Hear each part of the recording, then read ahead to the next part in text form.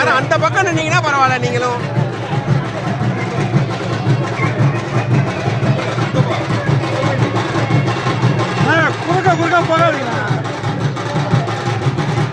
கட்சி துவக்க நாள் 20 ஆண்டுகள் முடிந்து 21வது ஆண்டில் தேசிய முற்போக்கு திராவிட கழகம் அடியெடுத்து வைக்கிறோம். பார்த்துக்கிட்டு இருக்கும் போதே ஓடி போச்சு 20 வருஷம். நீ பொட்டு வச்ச வட்ட முகம்னு பொன்மன செல்வன் பாட்டோட தட்டி தூள் கிளப்பிட்டாங்க கேப்டன் தொண்டர்கள். கொடியேற்றி படம் திறந்து கேக் வெட்டின்னு அப்படி ஒரு நெகிழ்ச்சி இந்த விழால. தன் கணவருக்கு நல்ல ஒரு மனைவியா மட்டும் இல்லாம அவங்க எல்லா விஷயத்திலையும் கூட நின்ற பிரேமலதா இந்த விழால ரொம்ப கண்கலங்க கலந்துக்கிட்டாங்க. திருச்சி நேத்து பிரச்சாரம் முடிச்சதுனால இன்னைக்கு நாங்க மணப்பாறையில கொடியேற்றி இருக்கோம். இங்கு மட்டும் இல்லை, தமிழகம் முழுவதும் இது போல கொடியேற்றி நம்மளால முடிந்த உதவிகளை மக்களுக்கு கொடுத்து மிக சிறப்பாக கொண்டாடி கொண்டிருக்கும்.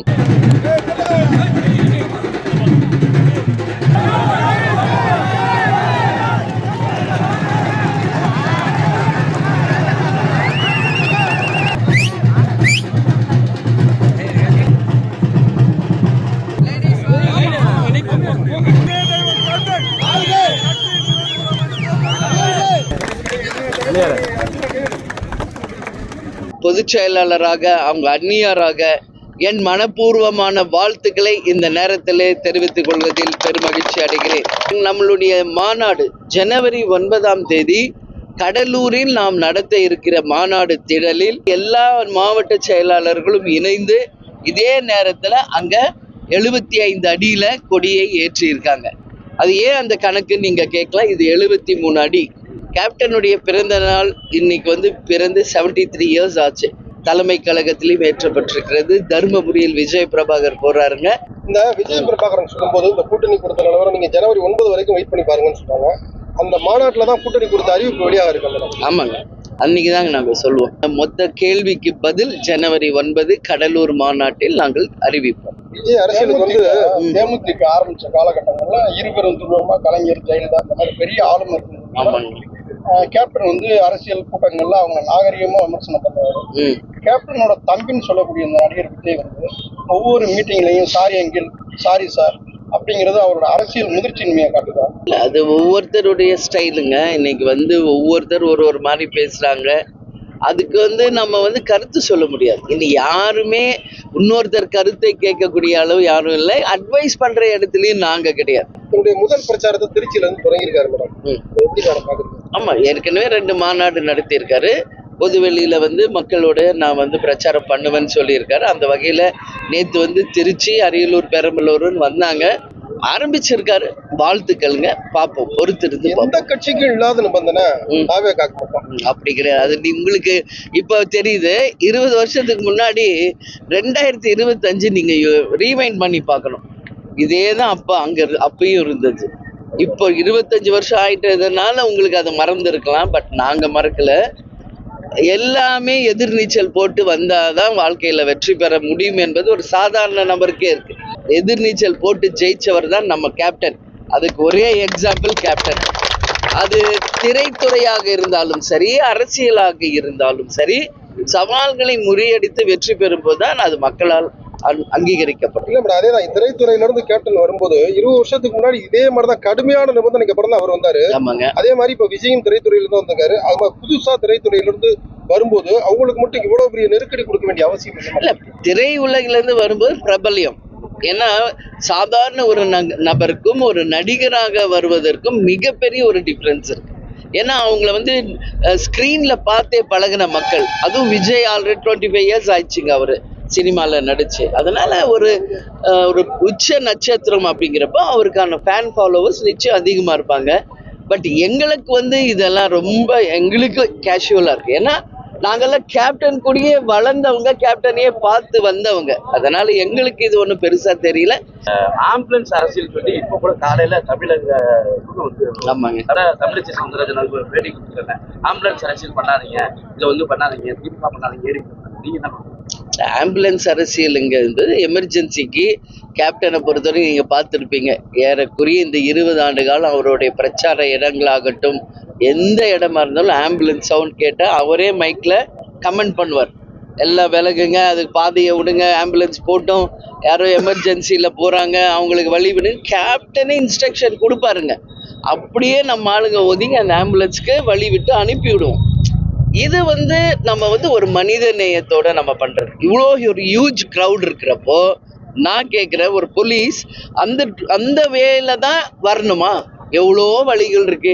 ஏன் முன்கூட்டியே பிளான் பண்ணி நீங்கள் டைவர்ட் பண்ணி இன்னொரு பக்கம் அனுப்பலாமே? இங்கே தான் மீட்டிங் நடக்குதுன்னு தெரிஞ்ச ஒரு விஷயம், அது நடுவில் ஆம்புலன்ஸ் வந்தால் கண்டிப்பாக அது இடையூறு தான், அதில் மாற்று கருத்து இல்லை. பட் நாங்கள் அதை ரொம்ப மக்கள் மனித நேயத்தோட நாங்கள் எடுத்துக்கிறோம். பட் எல்லாரும் அப்படி எடுத்துக்குவாங்களான்னு தெரியாதுல்ல. ஸோ இங்கே தான் மீட்டிங் நடக்குதுன்னு தெரிஞ்சால் முன்கூட்டியே காவல்துறை பிளான் பண்ணி ஆம்புலன்ஸை வேற பக்கம் டைவர்ட் பண்ணி அவங்களுக்கும் இடைஞ்சல் இல்லாமல், மீட்டிங் நடத்துகிறவங்களுக்கும் இடைஞ்சல் இல்லாமல் பண்ணால் அதை வரவேற்கக்கூடிய ஒரு விஷயம். இல்லை, எங்களை பொறுத்த வரைக்கும் இன்னும் நாங்கள் தேர்தல் பிரச்சாரம் அப்படின்னு நாங்கள் போல, உங்களுக்கு கிளியராக நாங்கள் சொல்லிட்டு தான் வந்திருக்கோம். உள்ளம் தேடி இல்லம் நாடி மற்றும் இன்னொன்று மக்களை தேடி மக்கள் தலைவர் என்று ரத யாத்திரை ரெண்டுக்கு தான் நாங்க இங்க வந்துகிட்டு இருக்கோங்க. அந்த மாதிரி இருக்கிறப்போ ரத யாத்திரை தாங்க இப்ப நாங்க எல்லா ஊருக்கு போயிட்டு இருக்கோங்க.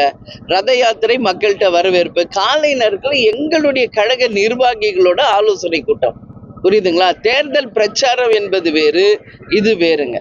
ஆனாலும் நாங்க இப்போ ஒரு ஊருக்கு போறோம்னு வைங்களேன், இப்போ ரத யாத்திரை முடிச்சு உள்ள கிராமங்கள் வரைக்கும் ஒரு 7 பாயிண்ட் 10 பாயிண்ட் போறோம். தேர்தல் மாதிரியே வேட்பாளர் மாதிரி போயிட்டு இருக்க. அப்போ அந்த லோக்கல் பிரச்சனை என்ன, மக்கள் என்ன கேட்குறாங்க, அதை எப்படி தீர்க்கணும் அப்படின்றதையும் நாங்க பேசிட்டு தான் வரோம். தேர்தல் உடன்பாடுல ராஜ்யசபா எம்பி உங்களுக்கு வழங்குறதா? ஆமா ஆமா, அது சம்பந்தமா சில விமர்சனங்கள் வந்தது, அதை நீங்களும் மறுக்கிறது. ஆனா இப்போ அதிமுகவோட உங்களுக்கு ஒரு சுமூக உறவு தொடருங்களா? அந்த கோரிக்கை அவர் நிறைவேற்றன்னு சொல்லியிருக்காங்க. யாரு? நான் அன்னைக்கே சொல்லியிருக்காங்களே. நான் என்ன சொல்றேன், அரசியலின் நிரந்தர எதிரியோ நண்பரோ கிடையாது என்பது எல்லாருக்குமே தெரிஞ்ச ஒரு விஷயம். அது பல மாட்டி நான் அதுக்கான விளக்கத்தை உங்களுக்கு கொடுத்துட்டேன். அதனால நாங்க ஏதோ ராஜ்யசபா மட்டுமே ஃபோக்கஸ் பண்றோன்றது கிடையாது. நாங்க இப்போ எங்க கட்சி வளர்ச்சி, எங்க கட்சி அடுத்த தேர்தலுக்கு தயாராவது. ஏன்னா பூத் கமிட்டி அமைப்பது என்பது ஒரு மிகப்பெரிய சேலஞ்ச். ஒரு ஆளுங்கட்சியும் ஆண்ட கட்சி மட்டுமே இவ இருக்கும்.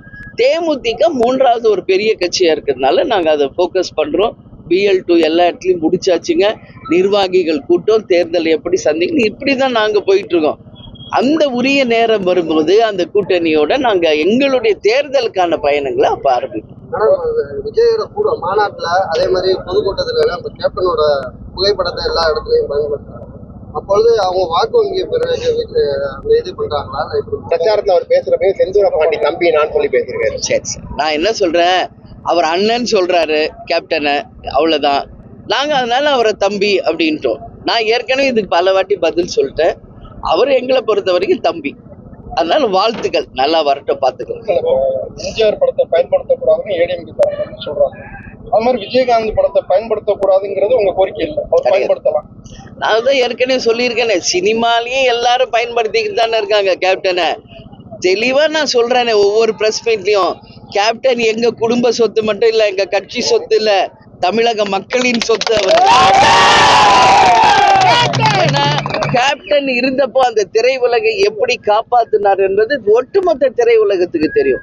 அப்படி இருக்கிறப்ப அவங்க உரிமையோட கேப்டன் படத்தை போடுறாங்க. அதை நாங்க நிச்சயம் தடுக்க மாட்டோங்க. அவர் வந்தது திரை உலகில இருந்து அரசியலுக்கு. அதனால அவர் எங்க சொத்து மட்டும் இல்லை, தமிழக மக்கள் சொத்துன்னு நான் உறுதியா சொல்றேன்.